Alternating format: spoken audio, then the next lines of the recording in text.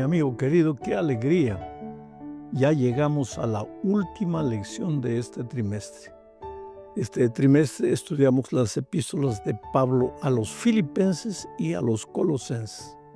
Ambas epístolas fueron escritas desde la prisión en Roma. Sin embargo, a pesar de estar preso en circunstancias poco agradables, Pablo siempre mantuvo la palabra alabanza, alegría, loor a Dios. Y es que la vida cristiana tiene que ser una vida de alabanza, porque ya dije, hasta a través de las dificultades Dios tiene alguna lección para enseñarnos. Y siempre hay que ser agradecidos a Dios por la manera como guía nuestra vida. Y si en este momento estás pasando por un momento difícil, te digo una cosa. Así como el día dura 12 horas, la noche también dura 12 horas. No te desesperes. Yo sé que en la hora de la dificultad uno no ve luz. La tendencia es, bueno, Dios me abandonó, nadie se acuerda de mí, nada me sale bien, ¿para qué vine a la vida? ¿Para qué estoy en este mundo? No, querido, calma, calma. Tú eres precioso para Dios, tú eres lo más precioso que Dios tiene en la vida. Fuerza, la noche va a pasar. Vamos entonces al estudio de la lección número 13 para el 28 de marzo del año 2026. Y el título de la lección es Permanecer en toda la voluntad de Dios. Y el propósito de la lección es mostrarnos que no basta comenzar la vida cristiana. Hay mucha gente que comienza con entusiasmo la vida cristiana, pero en poco tiempo se desanima. ¿Y por qué se desanima? Tal vez porque las pruebas llegan. Sabes que hay 3 razones básicas. Primero, hay gente que se desanima porque el diablo lo ataca y lo hace caer una y otra vez. Y entonces él piensa que lo más coherente es salir de la iglesia, abandonar el evangelio y todo. En segundo lugar, hay mucha gente que te va a criticar porque infelizmente la iglesia es un hospital. Hay sanos y hay enfermos. Hay enfermos espirituales. Alguien en la iglesia que chismea, que habla mal, que te mira con soberbia, que parece que el evangelio no lo ha transformado, te va a desanimar. ¿Por qué? Tú sal de la iglesia solo si Jesús personalmente viene y te dice, hijo, no te quiero ver aquí. Pero que los hombres te hagan algo y eso sea motivo para que salgas, no, tú sigues adelante. Y en tercer lugar, pues son las pruebas de la vida. Hay mucha gente que es probada terriblemente, no resiste a las pruebas y finalmente se desanima y abandona la iglesia.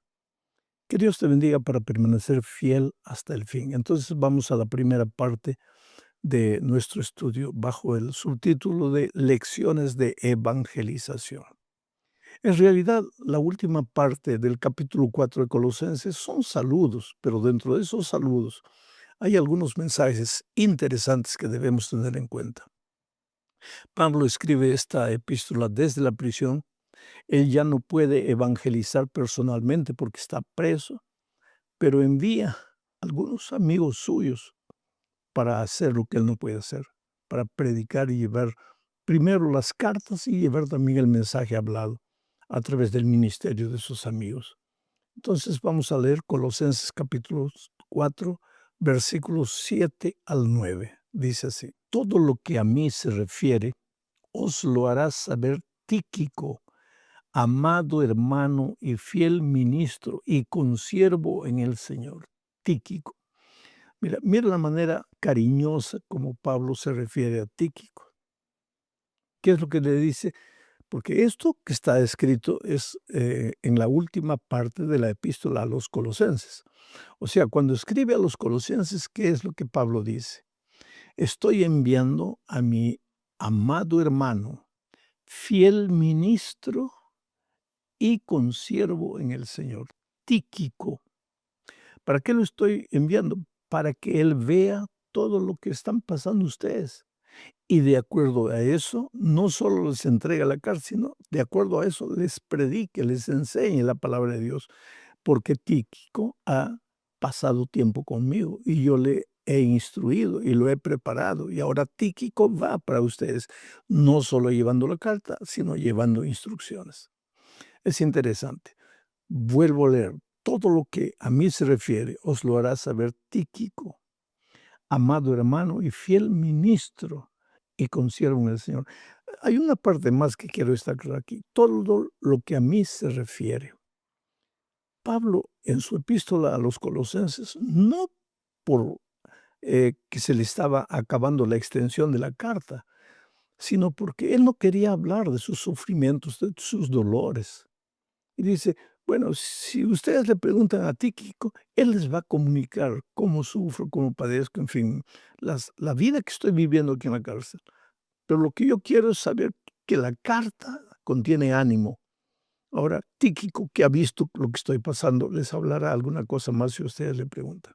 Versículo 8, el cual he enviado, el cual, ¿quién? Tíquico, el cual he enviado a vosotros para esto mismo, para que conozca lo que a vosotros se refiere y conforte vuestros corazones. El versículo 9 dice, con Onésimo, amado y fiel hermano. Tíquico no fue solo llevando la carta para allá, sino también fue Onésimo, amado y fiel hermano, que es uno de vosotros. Es interesante esta expresión, que es uno de vosotros. Quiere decir que Onésimo, ¿quién era Onésimo? Onésimo era el esclavo de Filemón, que se convirtió en Roma. Onésimo se convirtió en Roma al conocer a Pablo, al escuchar el Evangelio de Jesucristo a través de Pablo, se convirtió y ahora se volvió en un emisario de Pablo y viajó a Colosas, donde se encontró con Filemón, su patrón de quien había huido, y le llevó la epístola a Filemón. Entonces Onésimo viajó con Tíquico para Colosas, ambos enviados por Pablo.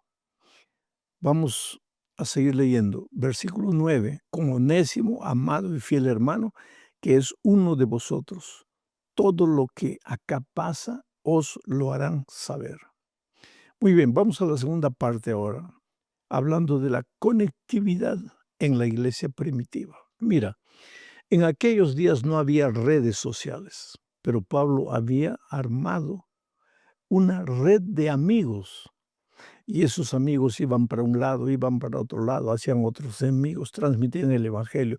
La red evangelizadora de los amigos de Pablo era extraordinaria.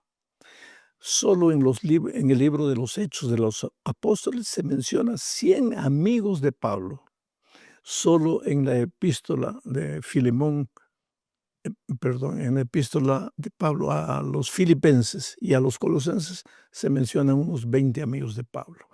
Era una red de amigos extraordinaria. Leo ahora Colosenses capítulo 4, versículos 10 y 11. Dice así. Aristarco, mi compañero de prisiones. Aristarco, uno de los amigos que formaba la red de amigos. Aristarco, mi compañero de prisiones, os saluda. Aristarco, ¿quién era Aristarco? Aristarco es mencionado en el libro de Hechos de los Apóstoles, cuando en Efeso hubo un escándalo y bueno, la gente enardecida porque al escuchar el Evangelio dejaban de adorar a la diosa Diana y los que fabricaban esas estatuillas de la diosa Diana perdieron el negocio y incitaron a la multitud y prendieron a 2 siervos de Dios. Uno de ellos era Aristarco, acompañaba a Pablo. Y en la prisión parece que Aristarco pidió permiso para estar preso con Pablo. ¿Para qué? Para ayudarlo, para servirlo, porque Pablo ya era un hombre de edad. Aristarco evidentemente era más joven. Por eso aquí el versículo 10 dice, Aristarco, mi compañero de prisiones, os saluda. Y Marcos, el sobrino de Bernabé, acerca del cual habéis recibido mandamientos, si fuere a vosotros, recibidle. Marcos, el sobrino de Bernabé. ¿Quién era Marcos? Aquel joven que acompañó en el primer viaje a Timoteo, se desanimó y regresó. Después, en el segundo viaje, quiso acompañarlo de nuevo y ya Pablo dijo no. Este se desanima fácilmente. Bernabé entonces y Pablo se separaron. Bernabé se fue llevando a Marcos. Pablo encontró después a Timoteo. Pero más tarde, cuando envejece Pablo, menciona a Bernabé y prepara el terreno en Colosas para que vaya Marcos. Mira lo que dice, del cual, refiriéndose a Marcos, del cual habéis recibido mandamientos. Si fuere a vosotros, recibidle. Él, Pablo, que años atrás no quiso que Marcos lo siguiese, ahora reconoce que Marcos es un hombre extraordinario en la predicación del Evangelio. Eso quiere decir que un error de algún joven no lo condena para siempre. Eso quiere decir que si tú has fallado, si yo fallé en mi vida en algún momento, eso no nos condena para siempre.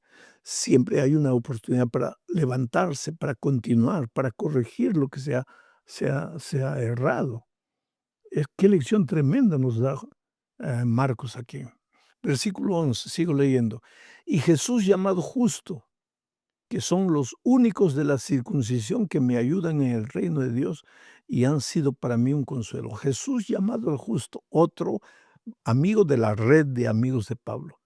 Aquí dice que Marcos y Jesús llamado el justo, ambos eran judíos que se habían convertido al cristianismo, porque los otros, Aristarco y todos, eran gentiles que se habían convertido al cristianismo, pero Marcos y Jesús, llamado el justo, eran judíos que se habían convertido al cristianismo. Y lo que me impresiona aquí dice es que ellos le ayudaban a Pablo a construir el reino de Dios. Quiere decir, el reino de Dios está formado por seres humanos, pero mientras el reino de Dios permanezca en esta tierra, va a necesitar muchas veces de una estructura física que la iglesia cristiana primitiva no la tenía de forma completa, pero que a medida que el tiempo fue pasando, pues fueron necesarios todo lo que hoy tenemos, ¿no? Una estructura física. De cierta manera parece una empresa, pero ahí está el peligro. Somos reino de Dios, no somos reino de los hombres. Cuando Cristo venga de la estructura física, no va a ir nada, ni un ladrillo va a ir para el cielo. Cristo viene solo para llevar a los seres humanos. Entonces hay que estar preocupados no solo en hacer crecer la estructura física, sino hacer crecer el reino de Dios, preparando a los hijos de Dios para encontrarse con Jesucristo. Eso estaba claro en la mente de Pablo y también parece que estaba claro en la mente de Marcos y en la mente de Jesús llamado el justo. Vamos a la tercera parte del estudio hablando de perfectos y completos. ¿Qué es la perfección cristiana? Leamos Colosenses 4, 12 y 13. Os saluda Epafras, el cual es uno de vosotros, siervo de Cristo, siempre rogando encarecidamente por vosotros en sus oraciones, para que estéis firmes, perfectos y completos en todo lo que Dios quiere, porque de Él doy testimonio de que tiene gran solicitud por vosotros y por los que están en la Odisea y los que están en Hierápolis. O sea, Epafras no se limitó a llevar la carta para los colosenses. También viajó para la Odisea, que estaba a 20 kilómetros de Colosas, y también viajó para Hierápolis, donde habían núcleos de cristianos. Yo no sé si leyó para ellos la carta que leyó para los colosenses también, o si ministró personalmente allá. Pero lo que interesante es que Epafras también era un hombre que se convirtió y después no permaneció callado. Visitaba iglesias llevando el evangelio y confirmando la fe de los hermanos. Pero lo que me interesa de esta parte es que aquí se habla de perfección. Dice que Epafras oraba por la iglesia de Colosas. ¿Para qué? Para que ellos llegasen a ser firmes, perfectos y completos en lo que se relaciona con Dios. Firmeza. Él no quería cristianos tambaleantes, un pie en el mundo, un pie en la iglesia. A veces sí, a veces no. Y Epafras oraba para que todos fuesen firmes, para que todos fuesen perfectos. Vuelvo a repetir, la perfección absoluta en Cristo es un punto hacia donde nosotros nos dirigimos. Pero cuidado con pensar que podemos en esta tierra alcanzar la perfección absoluta de Cristo. ¿Por qué? Porque nosotros en esta tierra cargamos la naturaleza pecaminosa.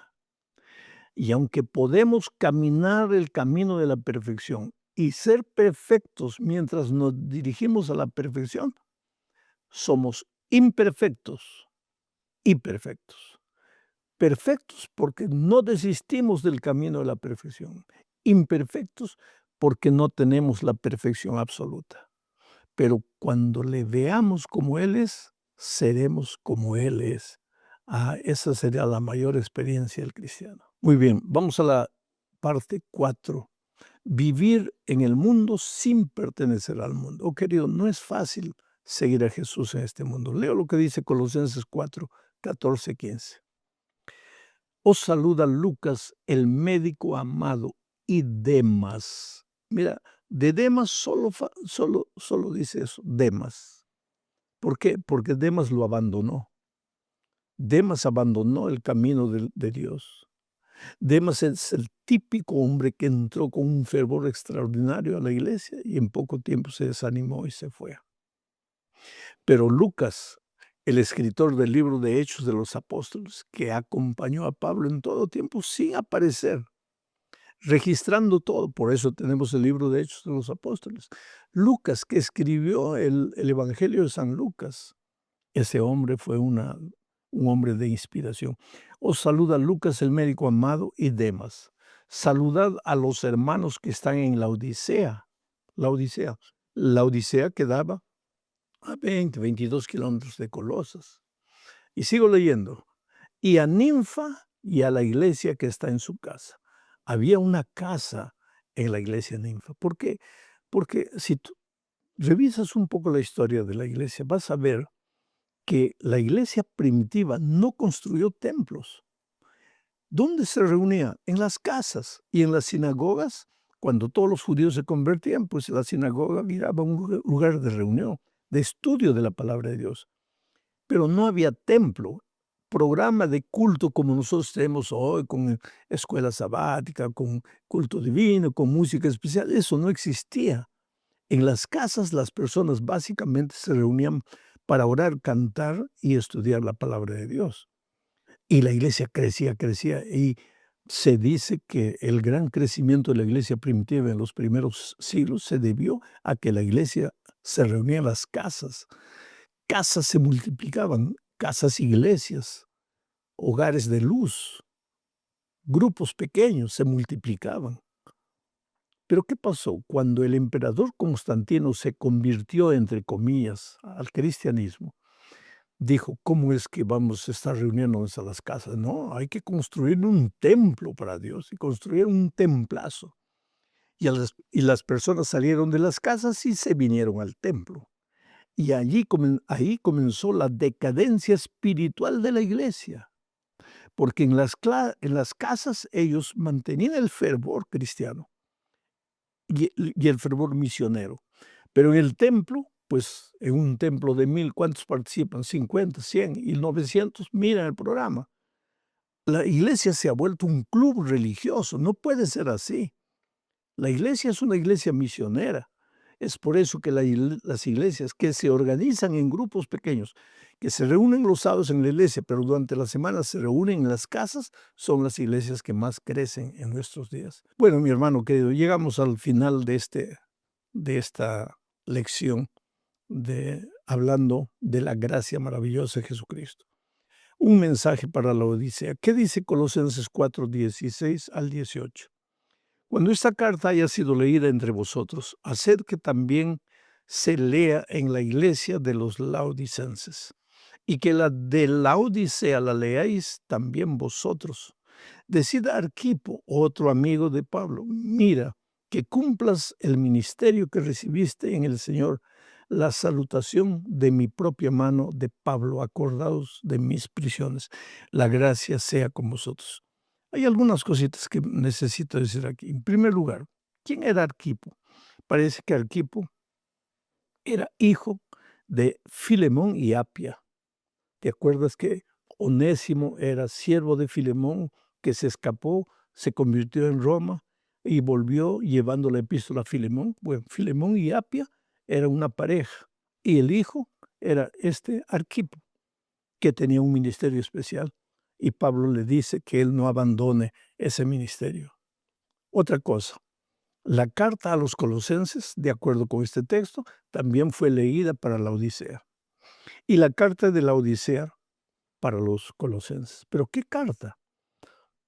Tal vez la carta de Juan, porque no tenemos registro de una carta que Pablo le haya escrito a los de la Odisea. El asunto es que el evangelio estaba siendo esparcido no solo para traer nuevos creyentes, sino para confirmar la fe de los antiguos. Me impresiona la manera como termina la epístola. Dice, la gracia sea con vosotros. Amén. La gracia. Pero el versículo 1 de la epístola a los Colosenses empieza diciendo, Pablo, apóstol de Jesucristo por la voluntad de Dios, y el hermano Timoteo, a los santos y fieles hermanos en Cristo que están en Colosas, gracia y paz sea a vosotros. Comienza con la gracia, termina con la gracia. La Biblia comienza con la gracia, termina con la gracia. ¿Cómo comienza con la gracia? Dios creó los cielos y la tierra. ¿Qué hizo el hombre? Dios creó los cielos y la tierra, se lo entregó por gracia al hombre. Y termina con la gracia, y la gracia de Dios sea con vosotros. No era solo una manera de saludar. Si tú ves la epístola a Filemón y a los colosenses, perdón, a los filipenses y a los colosenses, vas a ver que el centro de las dos es la gracia de Jesucristo. Porque la gracia de Jesucristo es el centro de la vida del cristiano. Porque no hay cristianismo sin gracia. ¿Qué sería de nosotros si no existiera la gracia maravillosa de Cristo? Estaremos perdidos, condenados. Pero Él nos amó, entregó a su Hijo. La salvación hoy es por la gracia de Jesucristo. Un abrazo, querido, que Dios te bendiga. Nos vemos en la lección del próximo trimestre. Tal vez con un nuevo visual, no sé, va a ser una sorpresa. Abrazos, chao, chao. ¿Cómo estás? Vamos a empezar a estudiar ahora la lección número 12 para el 21 de marzo del año 2026. El título de la lección para esta semana es La vida en comunión con los demás. Y el propósito de la lección es mostrarnos que la verdadera religión, el verdadero cristianismo, no se vive en la iglesia solamente. Se vive en primer lugar en la casa, con la esposa, con los hijos. Se vive también en el lugar donde trabajamos, con el jefe, con el empleado, con los compañeros de trabajo. Y se vive en la sociedad, con las personas con las cuales nos relacionamos. O sea, la vida cristiana es completa. Vamos a hablar primero de los cónyuges. Mira, Dios nos creó incompletos, hombre y mujer incompletos. ¿Para qué? Para que juntos, en el sagrado estado del matrimonio, nos completásemos el uno con la otra. Entonces, para entender esto, necesitamos leer Génesis 1:27. ¿Para entender qué? Para entender lo que Pablo va a hablar después, escribiendo a los colosenses. Leo Génesis 1:27. Dice así, y creó Dios al hombre.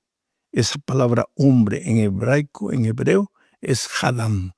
Y creó Dios al hombre, al Hadam, a su imagen, a imagen de Dios lo creó. Varón en hebreo, Sacar, y hembra, Nekebá, los creó. Entonces voy a explicar un poco lo que dice este texto.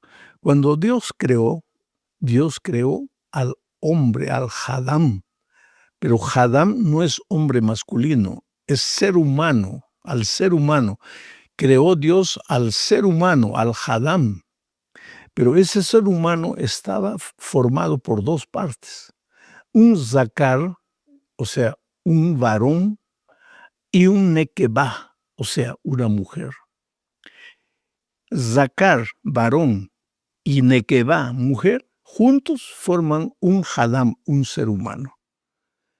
Esto teológicamente quiere decir que un hombre solo o una mujer sola están incompletos, no son seres humanos completos. Ellos pasan a ser completos cuando están juntos. Ahora, esto es medio asustador porque algunos dicen, pastor, pero eso no es discriminación. No, querido. Ese era el plan original de Dios, pero infelizmente entró el pecado. Y cuando entró el pecado, arruinó todo el plan original de Dios. Por ejemplo, el plan de Dios original no era que el hombre construyera casas. ¿Por qué hoy día construimos casas? Porque cuando el pecado entró se alteró el clima que era perfecto. Y hoy si no construimos casas nos morimos. Cuando Dios creó, la ley del crecimiento era perfecta. Quiere decir, las uñas nunca tendrían que ser cortadas, ni afeitada la barba. ¿Por qué? Porque la ley del crecimiento era perfecta. Todo era perfecto. Adán y Eva no deberían vivir separados, deberían vivir juntos. Ese era el plan perfecto de Dios, pero el pecado entró. Hoy día tenemos que construir casas, tenemos que cortar la uña, el cabello. Y muchas veces un hombre o una mujer tienen que quedarse solos. Pero eso es una alteración al plan divino, al plan original que Dios tenía para nosotros. ¿Está equivocado? No, no está equivocado. Porque está equivocado, está mal que un hombre se quede solo o una mujer que se quede sola. No, porque me podrías preguntar, ¿está equivocado que construyamos casa? No. ¿Está equivocado que nos cortemos la uña? No. ¿Está equivocado que un hombre o una mujer se queden solos? No. Pero en el plan original de Dios no era así. Entonces, teniendo esto en mente, ahora vamos a leer Colosenses 3, 18 y 19. Dice así: casadas, estad sujetas a vuestros maridos, como conviene en el Señor. Maridos, amad a vuestras mujeres y no seáis ásperos con ellas. Ahora, queridos, ¿qué pasó? Cuando el pecado entró, el carácter del hombre y de la mujer se deformaron. El hombre se volvió machista y como su estructura física es más fuerte que el de la mujer, generalmente, ¿qué hizo el hombre? Trató de oprimir a la mujer. Pero esta actitud de opresión ya era una actitud pecaminosa, porque Dios nos creó iguales. No creó nadie superior al otro. Dios nos creó iguales, pero cuando el pecado entró y se deformó el carácter del hombre, el hombre se volvió machista, opresor, no solo de su esposa, de sus hijos y de todas las personas. Por eso hubo a lo largo de la historia siempre líderes opresores. Bueno, entonces, ¿qué pasa? Pablo escribe ahora, todavía en una cultura de opresión. Y mucha gente hoy no entiende lo que Pablo quiso decir. Este texto que acabo de leer no es una descripción de responsabilidades. No, no quiere decir los deberes del hombre son estos, los deberes de la mujer son... No. Y te voy a explicar por qué. Volvamos al texto. Y voy a pedir que coloquen el texto en la pantalla de nuevo para entender esto. Dice así: casadas, estad sujetas a vuestros maridos como conviene en el Señor. Eso no es solo para la mujer, eso también es para el hombre. Y tú me puedes decir, no, pastor, no es así. Entonces sigamos leyendo. Maridos, amad a vuestras mujeres y no seáis ásperos con ellos. ¿Eso es solo para el marido? ¿No es para la mujer? ¿La mujer no debe amar al marido? ¿Ah? ¿No debe amar al esposo? ¿La mujer debe ser áspera con el esposo? No. Entonces, ¿solo la mujer debe estar sujeta al esposo? No, el esposo también tiene que estar sujeto a la esposa. Quiere decir, esa sujeción no es opresión. Esa sujeción es responsabilidad. Es cuando el hombre se casa y la mujer se casan, ya pasan a ser una sola carne. No pueden tomar decisiones solos. Tienen que tomar decisiones que involucre a los dos. Ambos tienen que estar sujetos a ambos. Y ambos deben amarse a ambos. Esto es lo que Pablo está queriendo decir. ¿Y por qué le escribe eso a los colosenses? Porque seguramente en la iglesia de Colosas habían algunos hermanos que no entendían esto y entonces Pablo necesitaba aclararles este asunto. Pero Pablo no se queda solamente con la relación de esposo y esposa. Él también entra al asunto de los padres e hijos. Y aquí vemos que la vida cristiana pues involucra no solo la relación de esposos, sino la relación de la familia entera. Colosenses 3, 20 y 21 dice: Hijos, obedeced a vuestros padres en todo, porque esto agrada al Señor. Y después viene a los padres. Padres, no exasperéis a vuestros hijos para que no se desalienten. Pablo, escribiendo a los Efesios, dijo esto mismo a los hijos, pero de otra manera dice: obedeced a vuestros padres en el Señor. ¿Y qué pasa si el padre no vive en el Señor, solo el hijo? Y el padre ordena al hijo que haga algo que va contra los principios del Señor. No es obediencia ciega, es obediencia con sabiduría. Eso debe existir entre esposos y entre padres e hijos. No es solo que Dios quiere que los hijos obedezcan a los padres. Claro que ese es el deseo. Especialmente y mucho más cuando el padre es un padre cristiano que conoce los principios, que conoce los valores y va a encaminar a sus hijos por los caminos del Señor. Pero por otro lado, aún conociendo el Evangelio, los padres pueden equivocarse. Y por eso el apóstol Pablo dice: padres, no exasperéis a vuestros hijos. Muchas veces podemos exasperarlos hasta queriendo enseñarles principios y valores. Por ejemplo, yo conozco una persona por ahí en la vida, en cualquier país, que era cristiano y se entregó con toda devoción, pero no recibió la orientación necesaria. Él se levantaba a las 4 de la mañana para ir a trabajar y a esa hora levantaba a los niños para hacer el culto familiar. Resultado: hoy los niños ya no son niños, son grandes y no quieren saber nada con la iglesia. ¿Por qué? Porque el padre, en su afán extraordinario de querer hacer el culto familiar con sus hijos, ¿qué hacía? Los despertaba a las 4 de la mañana para leerles la lección de la escuela sabática de los adultos, pobres niños, que desde niños crecieron con repulsión a la iglesia. Eso es exasperar al hijo. ¿Quiere decir que no debe haber culto familiar? No, debe haber, claro que sí. Pero si hay niños en la casa, pues el culto familiar tiene que ser lo más agradable para los niños, para que ellos crezcan amando las cosas de Dios. No exasperar a los hijos. Quiere decir que no debe haber reglas, tiene que haber reglas. Tiene que haber disciplina, tiene que haber principios y valores, pero no exasperarlos. La ciencia de ser padre es una ciencia que nadie estudia y sin embargo todos somos padres. La sierva de Dios dice que la educación de un hijo empieza 20 años antes de que el niño nazca. ¿Qué quiere decir eso? Que cuando el padre se educa a sí mismo, se está educando para ser un buen padre cuando sea padre. Bueno, que Dios te dé sabiduría para que tu vida sea una vida de inspiración para tus hijos. Juega con ellos, ríe con ellos, alégrate con ellos. Aunque no haya dinero para las vacaciones, sal al parque a pasear, toma tus vacaciones, gasta tus vacaciones con tus hijos.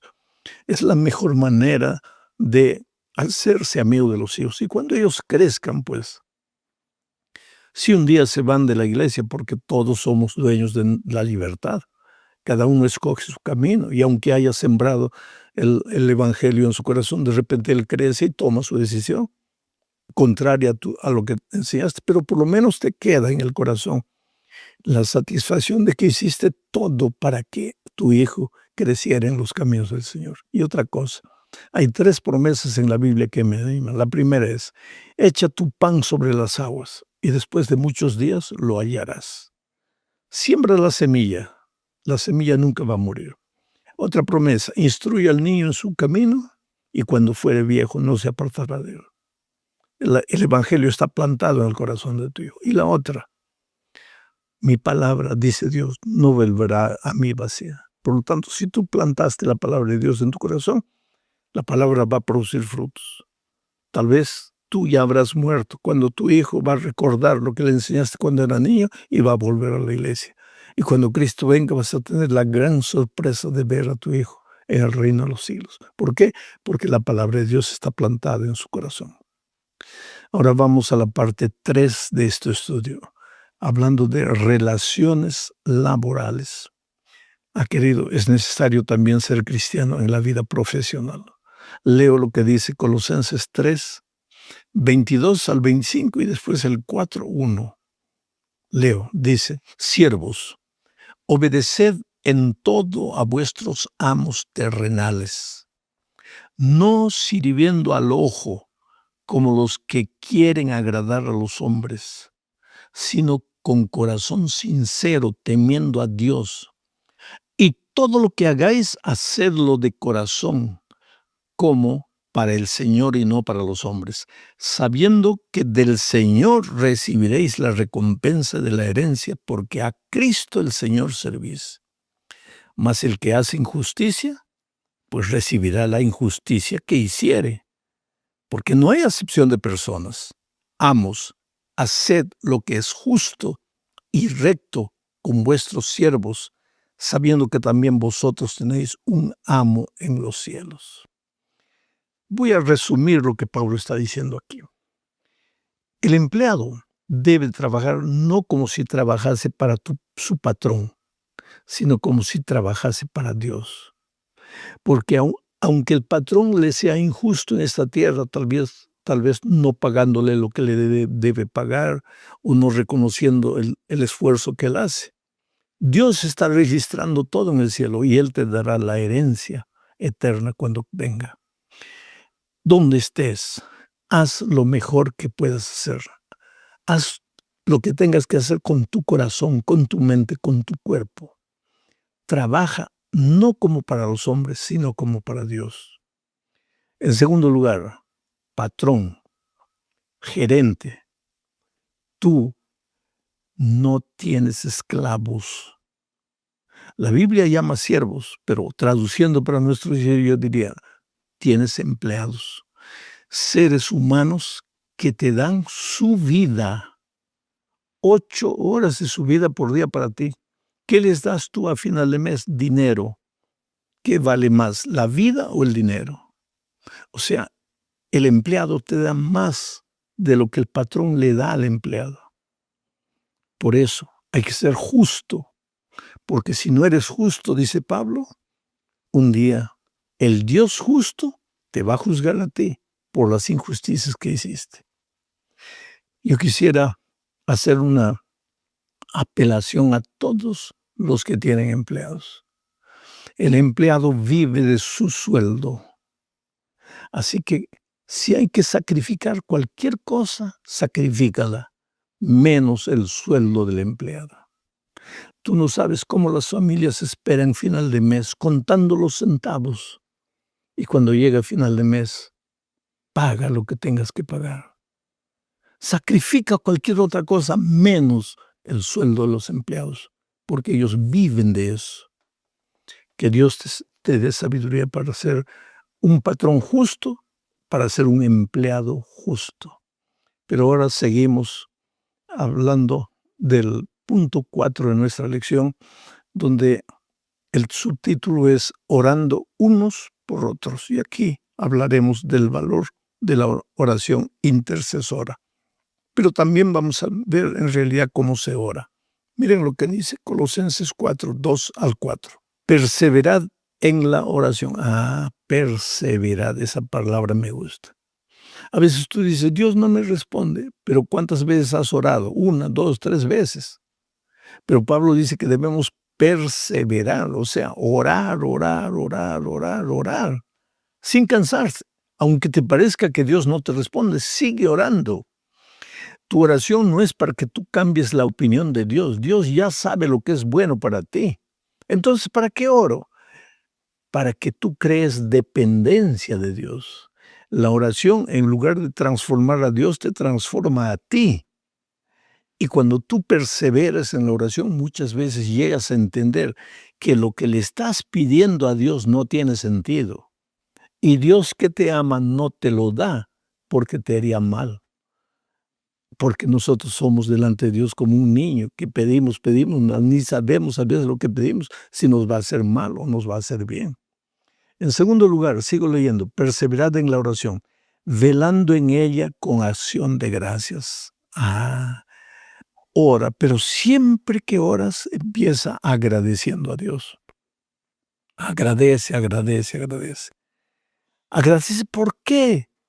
Agradecer porque te despertaste bien, porque hubo agua para que tomases baño, para que te bañases, porque hubo un pan para tu desayuno.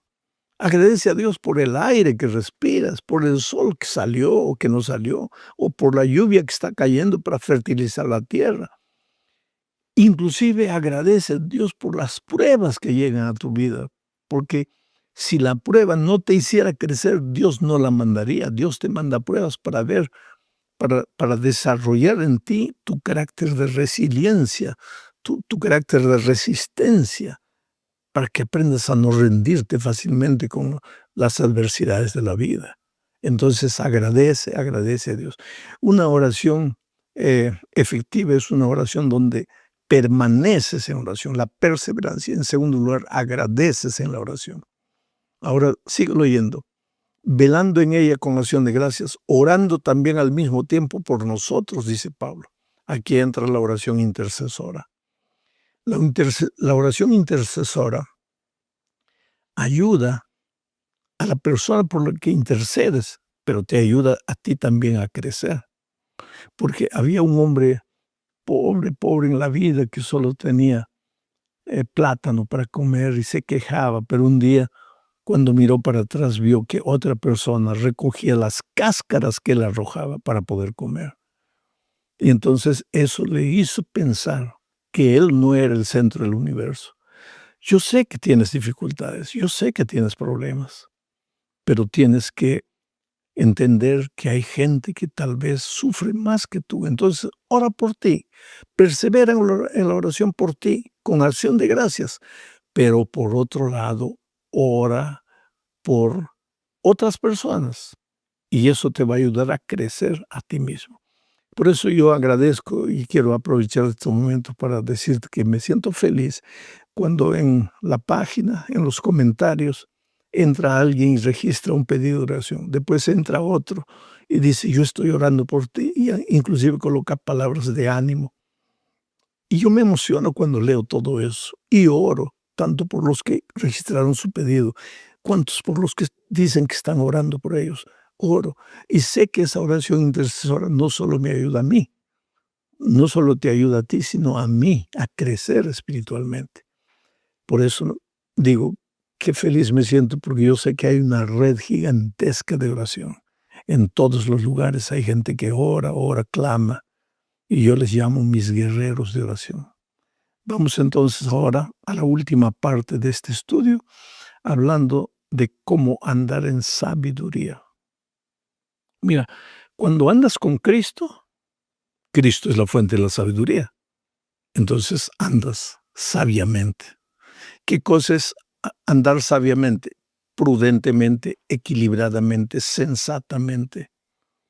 Y con eso te evitas muchos errores, muchos sinsabores, muchas penurias en la vida. Vamos al texto, Colosenses capítulo 4, versículos 5 y 6. Dice así: andad sabiamente para con los de afuera, redimiendo el tiempo. Sea vuestra palabra siempre con gracia, sazonada con sal, para que sepáis cómo debéis responder a cada uno. ¿Qué sabiduría para vivir? Yo siempre digo que la vida es un espejo. Tú le muestras al espejo una sonrisa, el espejo te devuelve la sonrisa. Tú le muestras al espejo un ceño fruncido, el espejo te devuelve. Tú le muestras al espejo una mueca, el espejo te la devuelve. La vida es así. Sal a la calle, trata bien a las personas, ellas te van a tratar bien. Saluda a las personas, ellas te van a saludar. Sé cortés con las personas, ellas van a ser corteses contigo. Pero eso solo va a ser resultado natural de Cristo en ti. Porque cuando Cristo vive en ti, vive la sabiduría. Y cuando aprendes a vivir con sabiduría, aprendes a tratar a todas las personas de manera que todas las personas llegan a admirarte, a apreciarte y a querer ser como tú, porque te ven a ti, pero ven a Cristo en tu manera de mirar, en tus palabras sazonadas con sal. Dios te bendiga. Esta semana puede ser la gran semana de tu vida. Y si hay dificultades, no te desanimes. Dios está contigo, Él sabe, Él va a orientar